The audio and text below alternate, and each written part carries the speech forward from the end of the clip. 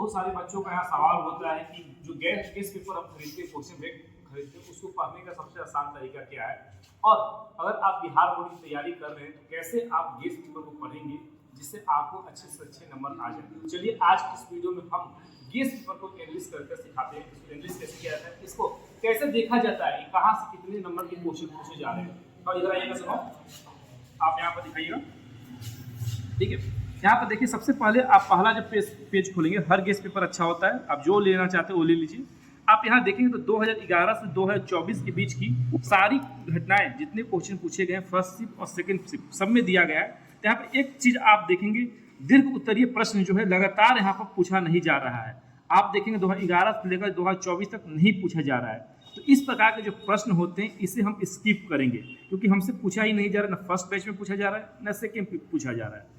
पूछा कौन जा रहा है, तो ऑप्शनल जो होता है, जिसे ऑब्जेक्टिव क्वेश्चन पूछे थे, तो वास्तविक प्रश्न जो होता है वो पूछा जा रहा है। लघु उत्तरीय जो होता है वो पूछा जा रहा है। लघु उत्तरीय में भी देखेंगे हम, तो यहाँ पर 2011-24 में देखेंगे तो एक यहाँ पूछा, दो यहाँ पूछा सेकेंड शिफ्ट में, वहीं 2023 में फर्स्ट शिफ्ट में 2 पूछा था, सेकेंड में 1 पूछा था। ये जो प्रश्नवाली जो दिखाई दे रहा है, इसमें आप लघु उत्तरीय में पूरे बुक से आप देख रहे हैं तो 2 से 3 प्रश्न और मैक्सिमम 3 पूछ रहा है दोनों मिलाकर। और यहाँ पर दीर्घ में देखें तो 10-10 क्वेश्चन पूछे जा रहे हैं।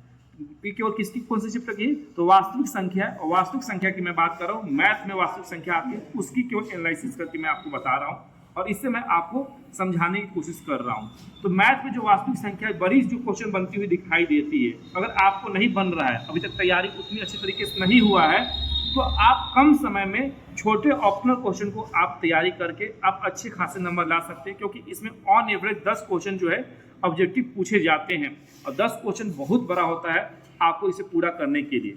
उसके अलावा आप इसी प्रकार देखेंगे तो अलग अलग यहाँ पर शिफ्ट में देखेंगे। यहाँ पर देखिए एक और दिखाया ज्योमेट्री, बहुत सारे बच्चे यहाँ पर पढ़ते हैं, इसमें भी देखेंगे तो यहाँ पर लॉन्ग क्वेश्चन जो है पिछले 2 साल में नहीं पूछा गया। सेकेंड शिफ्ट में तो आखिरी बार लॉन्ग क्वेश्चन जो पूछा गया था वो 2017 में पूछा गया था, कोविड-19 से पहले पूछा गया था, उससे पहले नहीं पूछा गया। उसके अलावा यहाँ से ऑब्जेक्टिव क्वेश्चन काफी ज्यादा पूछे जा रहे हैं, 10 और 13।